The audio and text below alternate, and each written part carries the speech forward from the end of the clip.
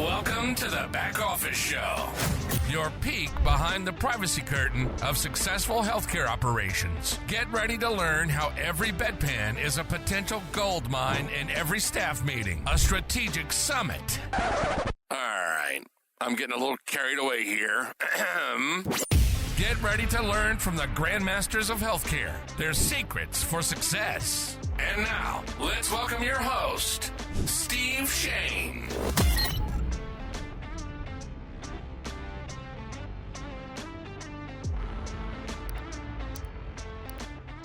Hey everyone, welcome back to the Back Office Podcast. We are very excited to be here today with BJ Boyle of Point Click here. BJ, welcome to the podcast. Thanks, Steve. Appreciate you having me.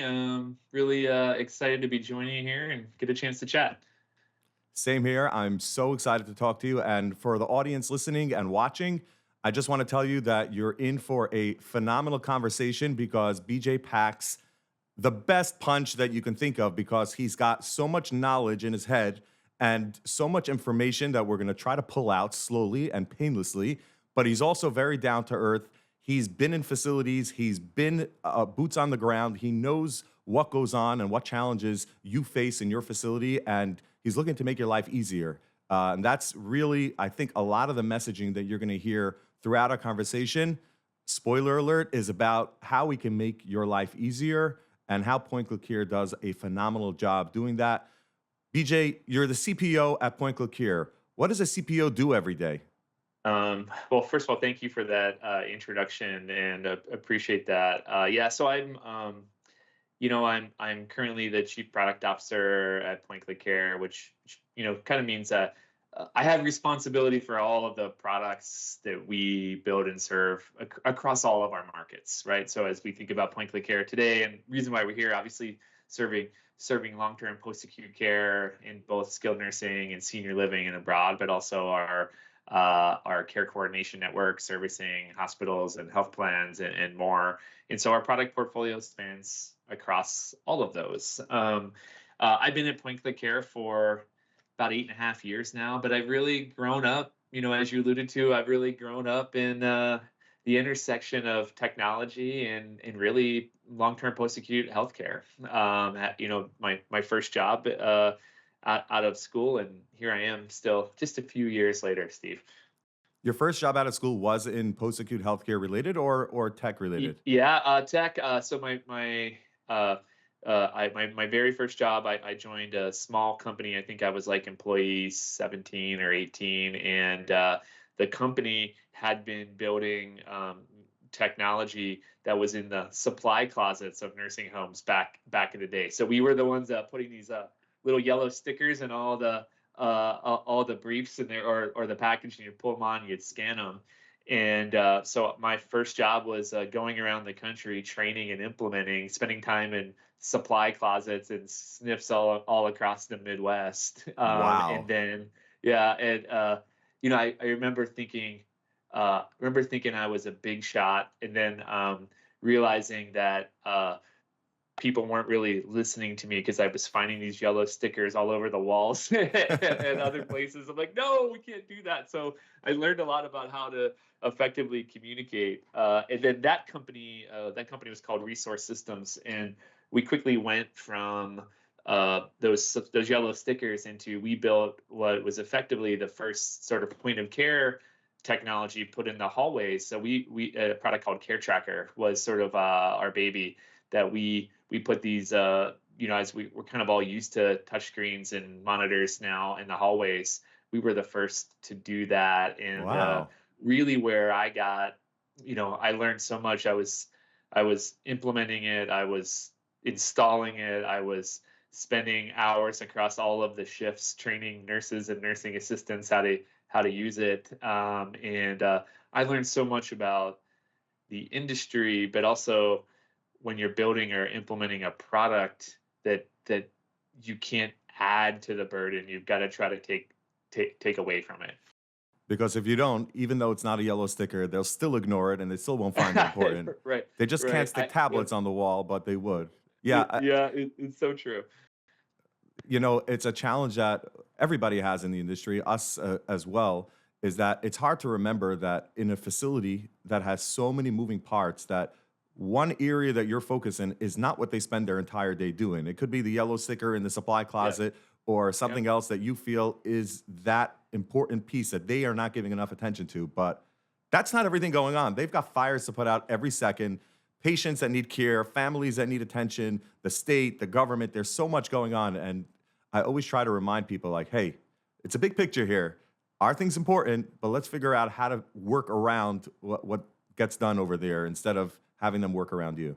So true. I can still remember a lesson I learned, this was probably 20 years ago, that still rings true in my head now, which was we were putting these touchscreen computers in, and we were doing, this was before Wi-Fi was prevalent as it is now, but I remember we would go in and we would do this test between screens. You hit the button and you'd count 1001, 1002, et cetera, to the next screen loaded. And I remember the IT person at the time saying, "Oh, it's pretty good. We got about 2.5 seconds in between screens." And I remember going, "No, it's got to be a second or less." And in saying, if you go from 1 second to 2 seconds, doesn't seem that big of a deal if you're, looking up the sports score, or the latest news on your website, but you just double the amount of time they're spending documenting, right? And we got to really think about it as that. And I think a lot about technology needs to make your life easier, not add to the burden. And just, that sort of go from 1 second to 2 seconds may seem small on its own, but when you stack it up, it has big impact. That's a great point and a great example. You're literally doubling the workload. And if you think about it Yeah. from their perspective, ain't nobody got time for that. No, none of us, for sure. So I want to talk a little bit more about your experiences. You said you were in Point Click here for 8 years now. Yep, a little over 8 years now. Mm-hmm. And are any moments or people throughout your trajectory of growing? I know you didn't start as chief product officer when you got in there. Anything that you feel you can attribute your success or your trajectory to success? Any instances that come to mind that that really helped shape me to go in the direction I'm going? I know I'm putting you on the spot, and I'm comfortable with that. No, well, there's probably too many of those lessons to single out. I think about my career and sort of, in that time at Resource Systems, and then we actually sold the company to Cerner, and I spent 3 years at Cerner, also working in long-term post-acute care. And as I came to Point Click Care, I think each of those companies I sort of took something a little along the way. I think at Point Click Care, one of the things that makes Point Click Care a special place to work for, and hopefully to be a great partner to our customers, is that the mission really matters, right? So Mike and Dave Wessinger, with co-founders, they what our customers do, how we're helping providers or nurses on the floor help take care of the patients and the residents and the families really matters, right? And it's something that we can all connect to. And I think as my career has sort of evolved and what I've learned at Point Click Care, and I certainly give both Mike and Dave and many of the people at the company credit for this, which is we've always been encouraged and have a culture that says, what got us here isn't what's going to be what gets us to that next You don't want to be satisfied and just complacent. Yeah, and always push to the next thing. And so I think about along my journey, I've taken some chances or pushed the envelope a little bit on whether it's how we get into new markets or how do we kind of push on things like interoperability when maybe others aren't even asking for it, or other areas. And I've always been encouraged to do so, right? I think we've always had a culture to say, sure, and sometimes I can think of times where Dave in particular has maybe even believed in me before I did. And I think sometimes that pushing makes a difference. And I think we'd like to try to permeate that across the company too. I think that's very powerful. A company that believes in their people and gives them the belief for themselves, to believe in themselves. I think that's awesome. Yeah, I think like any other company, we've got challenges and we can always be better and we want to push. But I think I think that having a place where you kind of work hard and see the value that you're delivering, it really is something that makes Point Click Care pretty unique. Amazing. Once we did a plug for Point Click Clear, LTC Ally is also awesome. Just putting it out there. Yeah, I'm going to interview you on my podcast, and we'll ask the same questions. Okay. One second. This is my podcast? Totally confused. But speaking of LTC Ally, working with you guys, it's really been a pleasure always working with Point Click here. Like you said, you guys are always looking to make everybody's job easier and working with us. And, you know, when I think back to the early years, I've been with LTC Ally now 12 years. So whatever, a little bit better than you. I remember Point Click here in the beginning, and I know you and I discussed this. On the clinical side, it was so powerful, but we're not sure, you know, on some of the financial stuff, where it stood, was it as strong as our clients needed? And what we saw you guys build from then till now is continuously iterating and iterating, making it better and better. And it's obvious, I don't need to be the one to say this, Point Click Care is the industry leader in this space, and it's amazing to see how that transition happened. And it's definitely credit to the fact that you guys always wanted to make things better and take feedback from customers and try to see how you can go ahead and build on that. And I don't know, how many facilities are you guys servicing that, or how, I don't know if you have those numbers offhand, but like, where do you guys stand in regards to industry, you know, capturing the industry? The growth has certainly been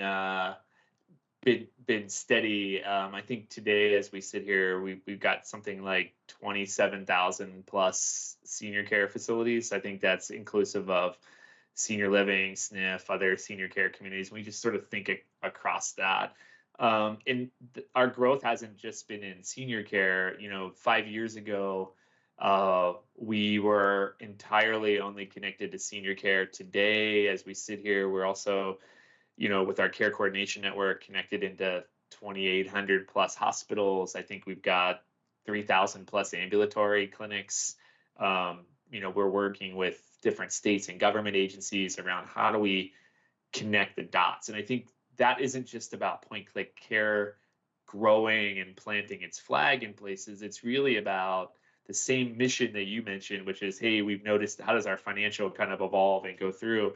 One of the things that we really see is that senior care facilities can't really just operate in their own silo anymore, right?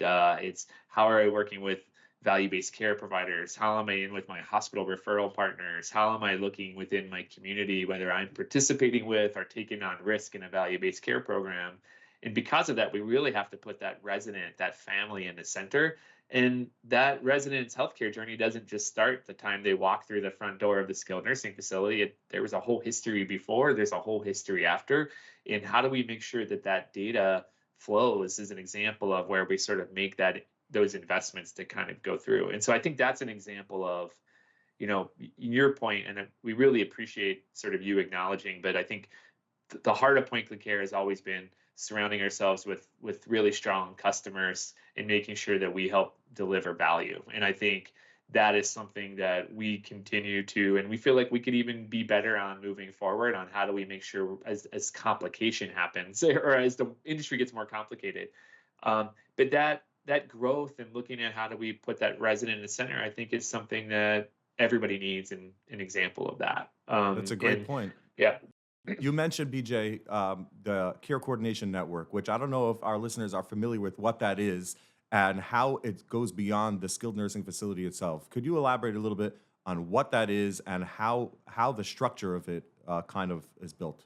Yeah, sure. I mean, I think at our core, part of our vision and mission is to take the friction out of healthcare. And well said. And that I see that, you know, the BJ Boyle way of articulating that is friction can come in a lot of different ways, right? You just it could about come yourself in third person. Yeah, go ahead. I'm just acknowledging. Be careful. We can edit that out later, Steve. No way.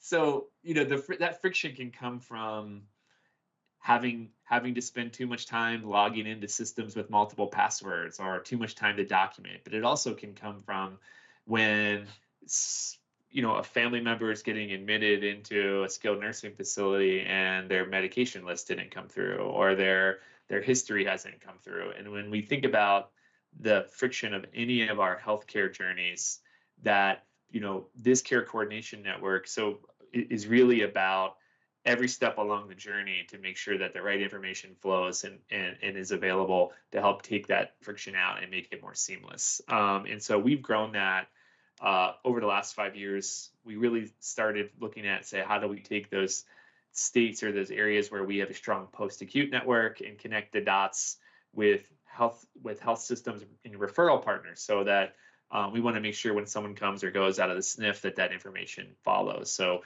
we I think all the way back to 2019 was when we first put the investment in to make all of our providers be able to connect to the Care Quality National Network for free, so that whatever information is available. On top of that, we've made continued growth and even some acquisitions to allow that care coordination network to grow. And what that means is, depending on where you're at, we have certain states where anytime anybody shows up at an emergency department, we are embedded into the ED board at Epic or Cerner or other Meditech or other hospitals, so that information flows in. And when they go into the senior care facility, that information follows along. And so we just think that more and more care doesn't just happen within the building of which someone is at the moment, and we need to make sure that we can clear that picture. And does it go both ways? It sounds like it does. It means it comes in to the facility from the hospital, and then when they're at the facility, is it feeding to others within the other levels of care in the continuum of care? Yeah, if somebody comes from the hospital in, or let's say you've gone through you have to go back to the ED for whatever reason, that information is going to flow or discharged into the home, wherever that network is available. Of course, some states have HIEs, some states have the network. Every state can be a little bit different, but that data is, we're following federal standards to make that available. We're supporting national networks like Care Quality or TEFCA or others in the future, and really making sure that information, we take the barrier out of that. And, for me, I can even kind of share, I mentioned a little bit about what makes Point-Click-Care special and how we can all relate to this. So I was actually out of healthcare before I joined Point-Click-Care. I was working at a different company, which my only kind of 2-year period where I wasn't working in health tech. And in that period, my grandmother actually had this situation where she was 90, had a stroke, got admitted into the hospital, and got sent to a rehab center, and all of her information didn't flow across. And certainly that wasn't what necessarily made the hugest difference, but it was one less thing she didn't need in that journey, right? And you saw it from the other perspective, exactly. Yeah. And I actually think it was 6 weeks after she passed, I was at Point-Click-Care, and I think that was part of what my why is in that, and I think so many of us can relate to that, right? It's obviously the right thing to do. And I think if you tie it to value-based care, if we take that friction out, if we do the right thing to drive the right outcomes, the financial aspects and benefits of value-based care kind of work themselves out. Absolutely. And I think that you're touching on an important point, which I also feel is not stressed enough, is that you're working on a project, you're working on a solution, but there are direct patients that get affected. 100%. There's somebody's grandma that's there and they're not getting their medication list over. You know what we do? We're doing case management, we're doing authorizations. Getting somebody an authorization to be covering what they need or the right level of care is affecting that person's rehabilitation. And it's not just papers and data and information sharing. It's something that can't be stressed enough, but it's so important. And it's amazing that what drove your passion.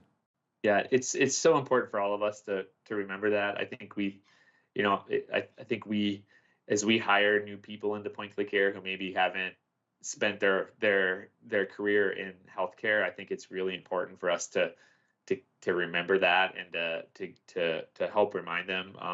We have like any software company, we have user personas and that we try to go through, and we have a resident his name is Ramesh Patel. That we have a same picture we use everywhere. We kind of build on poor Ramesh's story, and poor Ramesh has gone through a lot over the years, by the way, right? So this is our fictitious resident that we try to map out, and we try to tell the story of how we are helping providers or helping our customers provide care, but keep that resident, in that case Ramesh's story, in mind. As you think about how emotional it is to have to get admitted and to understand how they're doing, and families calling in to try to connect, and so on and so forth. And so I think for us to kind of put that story in the center is something we strive to do, right? And I think we all benefit from that. I love that. That's such a great idea to include in your training, to have the staff understand, always stay patient focused. Yep. So you mentioned you guys did some acquisitions in order to try to expand your reach and expand the involvement that you have, which really brings to mind, there are certain companies that it would make sense for you guys to either acquire or work with, or sometimes integrations, which is a solution that a lot of companies are working with Point Click here on. How are those decisions made of, what, this is a company that's going to be a good plus for Point Click here. This is a company that, best not complicate things, because like you said, sometimes there are added systems make added steps in order to just put in more passwords. And yeah, you're right. If I put in 6 steps in your software, that'll automatically fill the zip code in the other software. But come on, That's not worth it, right? So how do you guys discern, okay, this kind of makes sense for us, this doesn't? What's that decision making process look like? Sure. I think generally speaking, we have not been a very acquisitive company over the years. A lot of what we've done has been homegrown and built from the ground up. And when we have looked at either acquisitions or partnerships, it's really typically about how are we helping us hit our mission or vision, right? Like that's kind of the first lens we do. I think for us, as we've evolved, we recognize that specifically in senior care, whether it's SNF or senior living or other, we are never going to be the ones who build absolutely everything that every provider organization has. However, we do aspire to be that technology engine that drives success in the business. And I think that means more. Notice I didn't just say be the EHR. I think, I think EHR is very much a system of record. Right, it's very narrow. You guys are much broader than that. Yeah, and I think that what we all need is technology partners that can help us move from that system of record to, we always talk about sort of the system of intelligence or the system of action. And I think when we think about our portfolio today, that is a combination of things Point Click Care maybe builds, maybe some things that we partner with, or integrations.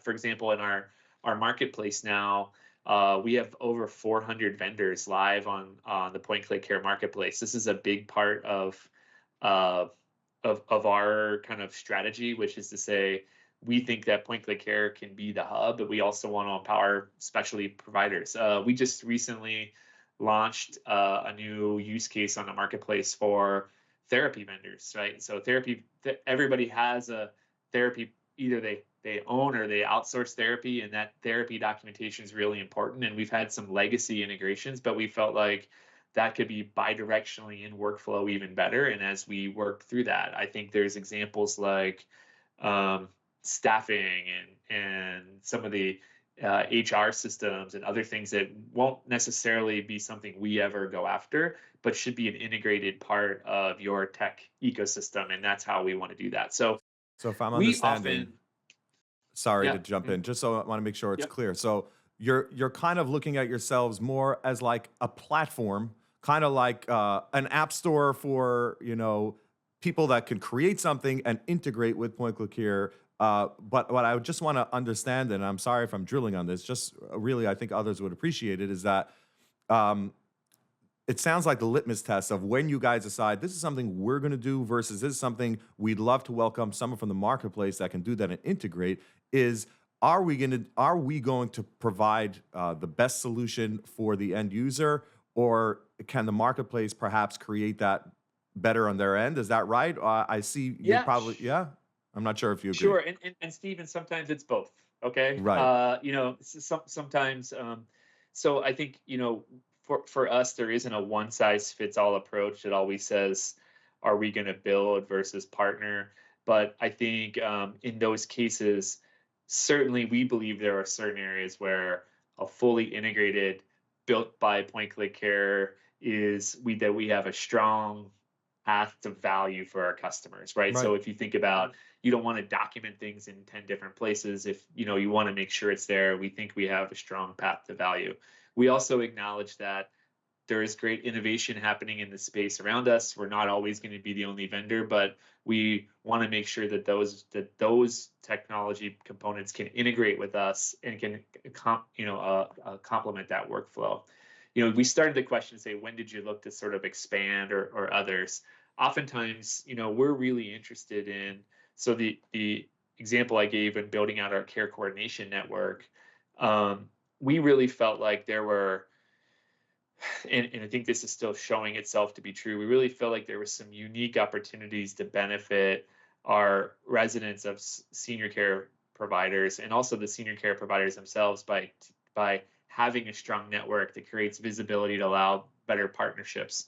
We also thought it was going to take us a really long time to knock on every hospital door in America to try to go build that network. So we had to look for ways that we could scale and grow that. And actually, some of those acquisitions were originally partnerships and integrations that sort of said, hey, there's a 1 + 1 = 3 here that could be better for both parties, right? So, and that's a good point. Timing is crucial for anything in technology, and you have to judge that by, okay, maybe it can be done, but how quickly can it be done, and is that quick enough? So that's yep, important too. yep, for sure. Okay, so I think I bugged you enough about the integrations and about this, so we can move off to any topic you want to talk about. But I wanted to bother you a little bit more about what innovations Point Click Care kind of is looking down the road at. Everybody and their sister are talking about AI like it's something that just came out in 2024. I know Dave said at last year's summit that people talk about AI as new. You guys have been doing it for years. AI is not new to you guys. What's your opinion on it, and where do you see Point Click here driving the to be better with AI in mind? Yeah. So cliche. I hate saying that. Go ahead. Maybe I said this to you when we talked prior, but I was Not supposed to tell shopping. people we prep. Sorry. I was This is our I was first shopping. conversation. I was shopping a couple weeks ago and I saw this big display for a new AI powered toothbrush. And I think maybe we've gone too far, because what it was when you start brushing, it beeps after 2 minutes or however long it was. But here we are. I think I actually think we should maybe bridge the gaps a little bit between interoperability and data and what AI is and how we look at it. In that, first of all, I think when we think about all of that coming together, right? We're sitting here and we want to make sure that we continue to try to invest in making sure that our customers and Point Click Care can do more with the data that they have, and also be able to get data in and out of the system to make sure that we're getting that complete picture of what's happening either in the building or resident by resident, et cetera. And I think what we're sitting here now is that the technology, I think that technology has now, cliche or not, over the last 18 months, that the AI tech that's been available is probably represents the possibility of the biggest game changer we've seen for 20 years. True. But we have gone a little bit through the hype cycle where, oh my gosh, it's going to solve everything, to when you start to apply it into healthcare, you start to realize that there's humans involved, right? And the bar is really high for accuracy, right? If we're gonna risk stratify somebody, we can't have a 30% error rate, right? And all of those, and so you can't have a 10% error rate. Really, yeah. So there's a lot engaged in there. We are I think 3 or 4 years ago, we launched our first AI-driven machine learning model that was really about trying to prevent rehospitalizations. And we believe now that we did a lot of work, and actually there's some papers coming out on this soon, but that where we had to say we were going to be more accurate than the nurses on the floor. And you know, if you ever, as you know, Steve, and your listeners know, there's always like that one nurse at the building who like knows something's going to happen before, and so it's like we need to be able to replicate what he or she is doing. And so we've really hit this point where we thought we were in an interesting spot because there's a lot of risk models that are either based off the data that happens at the hospital before they ever show up at a skilled nursing facility, or there's a lot of these algorithms that are out there that can, you know, based off you answering specific questions that I can predict your risk, which are great, but not a lot just built off what's happening on a shift by shift, hour by hour basis. And so what we really sought out to do was to create this model that indicates risk and change of risk and by what's happening in real time, and not just telling you who's at risk, to allow you to click on it and see all the information that caused that. And so we've been working on that for a while, and that's been live for a couple of years. But I think for us, we think about AI or what's next in a couple of categories, right? So number one, I think back to where we started this thing, how do we make it easier to use? How do we add more time back in the day of the practitioners or the physicians or the nurses on the floor? So how can we take AI and make it efficient? And if you look at, frankly, almost all of the use cases in healthcare right now that are applicable, efficiency is really the attainable target. So some of the things you're going to see from us, or we kind of introduced a little bit over the last 9 months, and we'll be really talking more about over the next couple of months, is expanded search capabilities. So when you log into Point Click Care for the first time, or excuse me, for the first time of the day or the shift, or maybe you haven't been there for 3 days, instead of trying to hunt and peck and find everything, you just, hey, wonder what's going on with Steve today, and boom, you've got a summary that's there that kind of summarizes what's happened, but also gives you links back to find exactly what happened. And we think that is a That saves really people time. That's efficiency.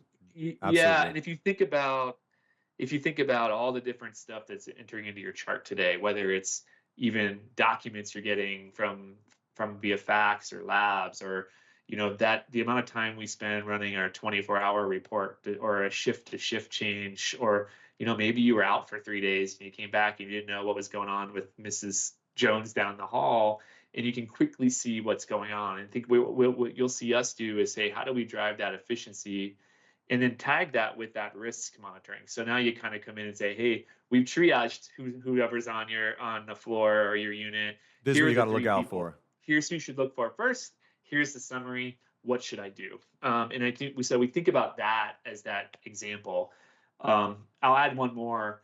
In this past February, and since then, we've been testing this both summary as well as the ability for us to kind of auto create text. You know, whether you can imagine you come in and you're about to enter your note, which does take a bunch of time, and we can kind of create prompts and others to help fill out the text. What we found was everybody really loved summarization and they want more of it.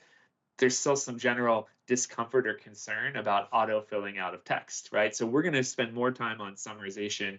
And we think that all of us, whether you're in a nurse at a skilled nursing facility or a chief product officer, we're all a little kind of getting used to with this prompt and summarization, and should I use Copilot to write a note for me or not? And we'll kind of work our way through there. But we think those things, as well as we're introducing some you know, dictation and partnering with potentially partnering with some ambient listening tools where we can kind of replace that. So all of this around this sort of how do we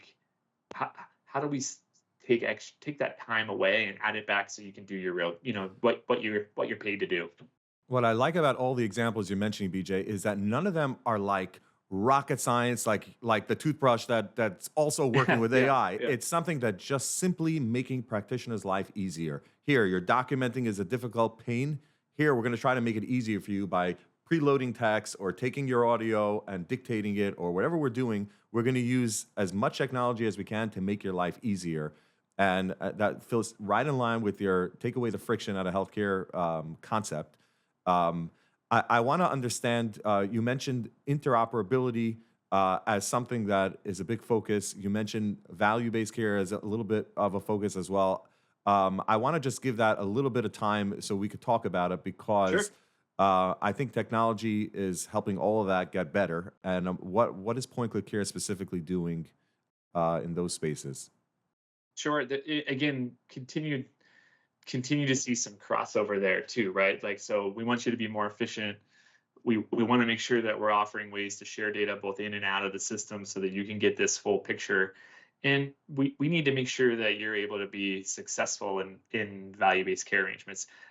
In my 20 plus years now, I think some of the emerging value-based care models represent the first time that I've seen that our post-acute providers actually have a chance to get share some of the benefit, right? I mean, And for so risk. many years, yeah, and risk, but for so many years, I think we've been left out of that equation. But taking on the risk, you need tools to help make sure you understand how to maximize those, right? And so there's a few things we kind of see ourselves looking ahead as being value-based care enablers for our customers, right? Whether that's, how do we make sure that you are seamlessly being able to bring somebody in and you have, we can speed up whether I'm accepting my referral, providing the right analytics to understand who's doing, how they're doing, validate new payment models, taking advantage of that risk, and then actually getting into how are we helping our customers who are taking on risks, let's say like in an iSNP or others, to do that. So we one of the companies that joined Point Click Care about a year and a half ago is a company called Patient Pattern. And Patient Pattern is a really exciting company that was doing a lot of work in helping groups that are whether they're helping manage some of those iSNPs and community shared saving programs and others.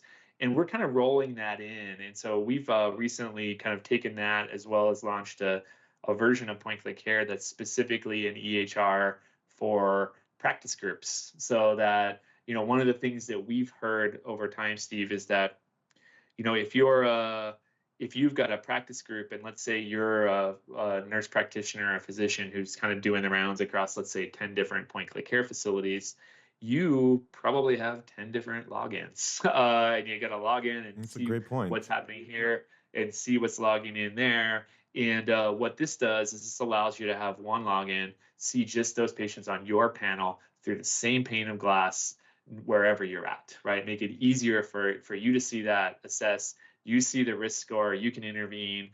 There's a number of these areas around that, but also help them then maximize that. I think we also have a group.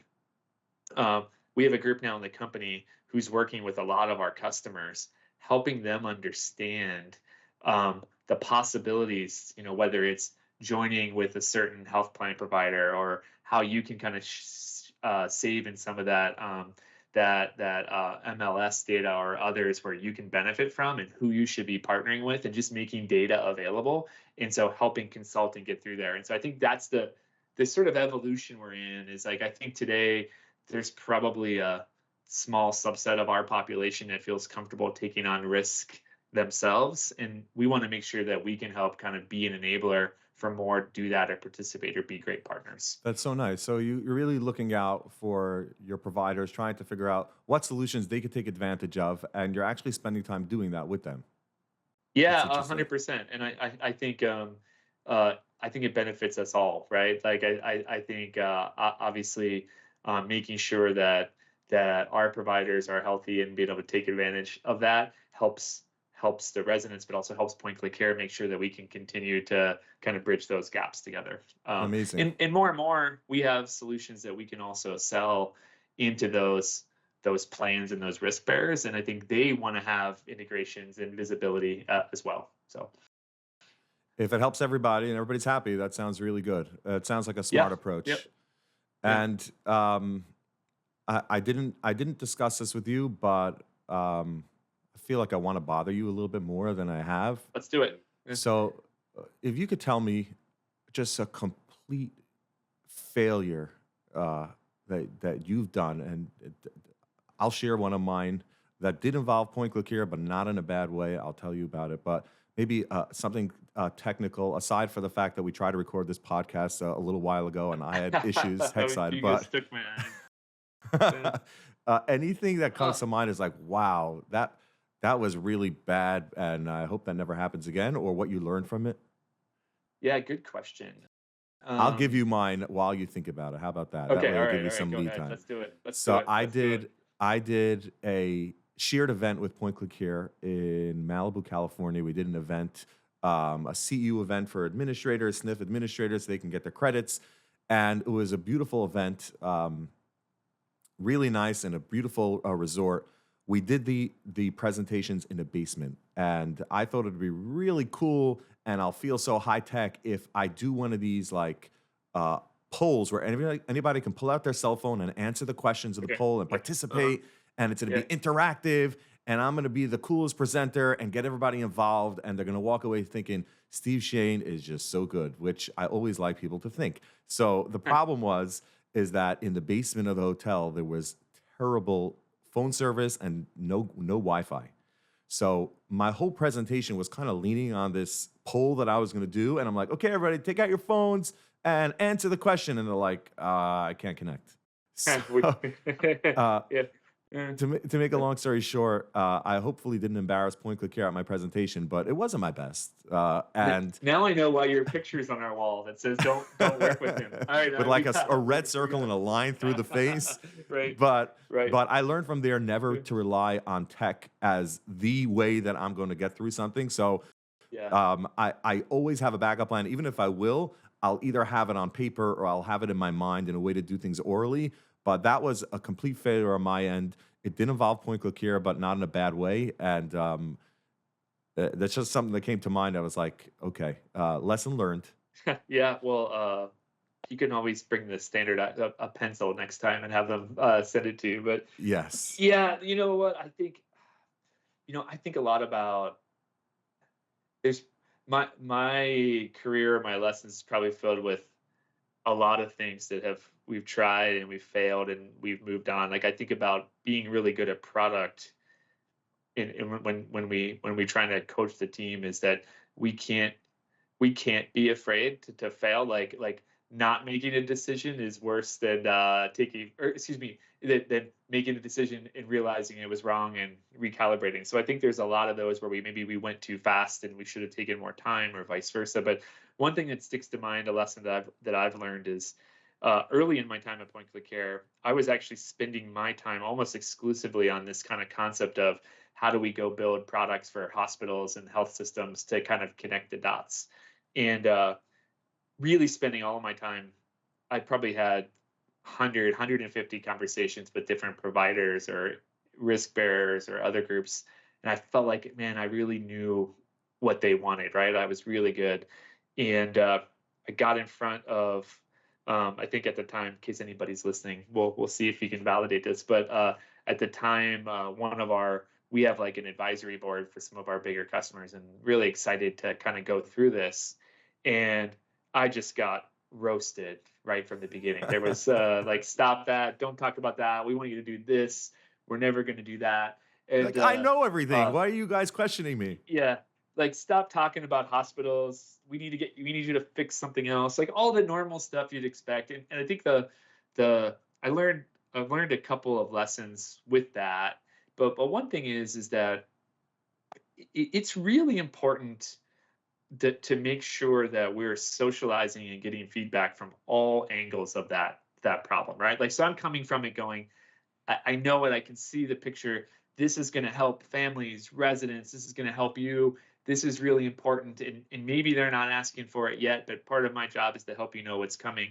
And I think what I learned is it's really important to kind of have those conversations and discoveries with everybody at different times to help get that perspective. And then my job is to kind of synthesize the whole story. Don't tell one or the other, right? And so I learned a lot about that. I think that happens at both big things and small things. The irony of that was, I think about a year later, that the question wasn't that's a bad idea. It was what's taking you so long, right? So like I think we were heading in that right direction, but probably didn't be aware of all that's around it and make sure that we're kind of connecting the dots is really an important lesson for me. That's So, a great lesson. And it's so important. Sometimes we're in a silo where we just think we know what needs to be done. And yep, if you yeah. if you take, input from everybody that's involved, First of all, just on a personal level, I think people see that you're taking and considering what they have in mind Sure. to do, and then Yeah. they're more open to listening to you naturally. But aside for Totally. that, aside for that, just on a business function side, you got to take in everybody that's involved and their input because you don't see that perspective. Totally, 100%. We're all under time pressure, but yeah, I learned that one through pain too, Steve. I had for sure. Um, Pain is good as long as you learn from it, right? yeah, channel it. Okay. Speaking of painful, it's about to get more painful. All right, I'm ready. Okay, BJ, what we're going to do now for part of our game show is we're going to play first word. And the way you play first word, because it's a game that I made up, nobody knows how to play it until right now. What we're going to do is I'm going to just blurt out a word that I jotted down here on my paper that you can't see. And it doesn't have to be a word, it could be a term, but I'm going to say a term. You say the first term that comes to mind, kind of like rapid fire. I'll respond back. And if you want to take a shot at it, you can start with the word, but I have a couple of words here that we're going to try Okay. with. They're kind of healthcare related, but if it goes to a non-healthcare conversation, we could do that too. I don't know how Okay, much let's coffee you do it. have pulsing through your system, but hopefully it'll I'm help ready. us be Let, rapid here. let me take a sip here. We'll go. All right. There we go. By the way, when I Ready, was sir. researching, I just remembered I was researching you in a creepy way and trying to get as much information as I can. Okay. Is you're a coffee fanatic, right? I am a big coffee fan. I probably drink way too much in case my wife's listening. Yeah. Uh-huh. Is Yeah. it true that you have an exercise machine, a Peloton with code name that's Coffee Crazy or something? That is my Peloton name. Yes, absolutely. I did two. When we were stuck at home during the pandemic, there were two things that kept me going: my Peloton and coffee. So that was it. There you go. That's Put them actually pretty together. healthy from all the Yeah. things that keep people going through the pandemic. Coffee and Peloton is actually really good choices. Good for Yeah, you, that's true. BJ. I should have led with my family too, by the way, right? But yeah, there you go. Obviously, you're talking aside for the Yeah. obvious, these were the Yeah. add-ons. I get that. Yeah. Right. I think Right. everybody in your Totally. family would be happy to hear that answer. That's Yeah. good. Yeah. Okay, here we Yeah. go. Round one, BJ. Okay. All right. Behavioral health. Oh, I rapid started with a fire. doozy. In two things, actually, two things. I'm going to break the rules already. Two Go. things come to mind. I think number one, uh, behavioral health as a really critical part of sort of the whole social determinants. How do we understand the whole history of a resident, of a person, heck, any of us and our loved ones, and making sure that that we're treating that. If you think about how many people end up maybe even at a skilled nursing facility for the wrong reasons, right? And SDOH. having that a connected part of what we're doing looking ahead is really critical. So That's really good. BJ, I forgot to mention to you another rule that I just made up is that you got to make it shorter. We got to go okay, got it. quicker. Oh, sorry. Here got we it. go. One word. Okay, go. No, it could be a couple, but I want to bother you, so I'm making it more difficult. Okay. All right. Okay, so social determinants of health is what you're saying, and I'm gonna counter that with mental health.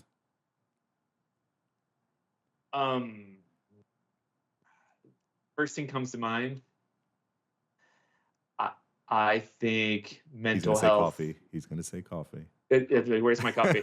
No, I was trying to connect it to work. All I kept thinking about is my personal life, but I think mental health needs to be acknowledged and normalized, and Fantastic. okay for us to go after. Fantastic. Self-reflection. I'm just continuing with this one. This is not a new term. Yep. Self-reflection. Something I wish I had more time to do. I'll leave it at that. I love it. Okay, we're gonna move on to the next term. BJ, are you comfortable with this? Are you ready for the next one? Yeah, let's go. Yeah. Okay, I'm we're gonna getting do better what? at shortening my answers. So This is it. You're gonna be a winner at this one. Customer relationship.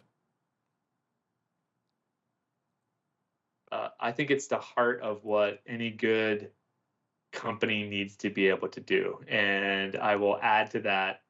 That doesn't mean while the old adage of the customer is always right, I think is important. But I think what a customer relationship means is that we're really working to solve the right problem. We're delivering value. Very well said. I'll respond with technology is a way to deliver that value. So I'm going to shift it there. Agreed. And I would say delivering the right value is important. Awesome. All right. BJ, if you'd like, you can just drop one to start with, or I can move on to the next one, whatever works for you. Yeah, why don't you keep going? Okay. You're more prepared than I am. So. I know. I'm just here to bother you. I told you this is mainly just me having fun with you. Conferences. Oh, what comes to mind when you think of conferences? busy. Networking. I have a love-hate relationship with networking. I have a bigger hate relationship personally. Yeah, I have a bit of anxiety when we talk about networking and showing up in a room. Once I get through it, I feel like I have always enjoyed it. But yeah, totally how I feel. Selling yourself to a complete stranger. That's what happens a lot by networking. So that's what I'm going to go with. Yeah, I have tried. I need to get better at this. I would say find a better question to lead off instead of, what do you do? Good pickup lines. Yep, that's right. That's right. That's so true. And also, my other tip: if you're having a hard time, don't keep filling up your drink. Sometimes it can go south quickly. Yeah, that's right. That's right. That's right. Yeah. You know, I actually read recently, and I'll move on to the next term after that. When you're at a networking event, the best place to begin a conversation with, let's say, a prospect or someone that you're looking to engage is after they've already gone to the bar and have just gotten their drink. Because before then, they're not thinking about your conversation. They're like, let me get to the bar and get comfortable. Get the bar. The second they got their drink, they're like, okay, now I got a couple of seconds to just chill. That's when you attack. I'm relaxed. Yeah. All right. I like that. All right. I'm going to take that back. If I've got nothing else from this meeting or conversation, I got that. Yeah. I'll bill you later. Okay. Final term. This is more our wheelhouse, but I'm curious where your head will go when I say this. Revenue cycle. Complicated. Very good. My response would be worth focusing on a little bit more. In total agreement, and also worth continuing to advocate for less complexity wherever we can. Very good. More money for your facility is not a bad thing. More money means you have more ability to provide more for your patients and their families. So stop looking at revenue as a bad term. It's what drives all the care that you provide. I would add to that being more strategic. And I think that's how I would complement it. It can be a strategic part of what you're doing, not just a reactive part of everything that happens. That's amazing. Should we go for one more? Come on, let's keep going. Okay, being that today is a national holiday, I don't want to say which one in case somebody's listening to this next year and they'd be like, oh, this is old news. Yeah. Today's a national holiday, so I'm going to say the holidays. Where do we go from there?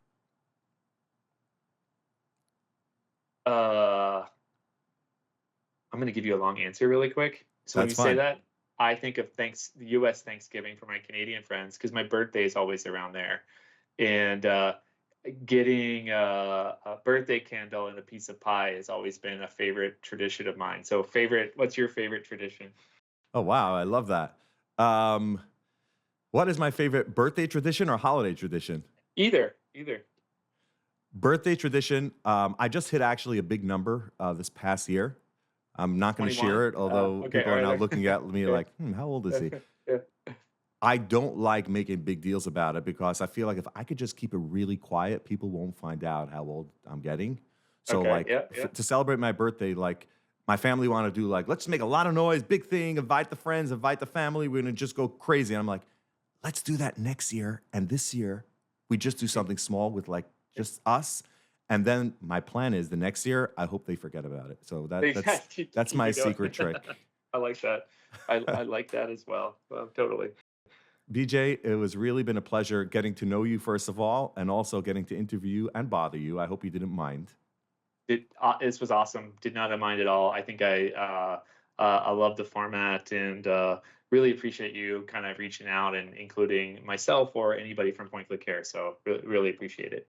It's really been a pleasure. And I know for sure our listeners are going to gain a lot from this conversation, knowing what Point Click Care's focus is and what you guys are looking to build and provide for them. And you guys are killing it out there, and there's no reason why you're not going to continue killing it. Wishing you and all of Point Click Care best of luck. And as it says in the background by your thing there, we believe in you guys. Thank you, Steve. Appreciate it, man. Awesome, BJ. We'll talk. Thanks so much for joining. Yeah.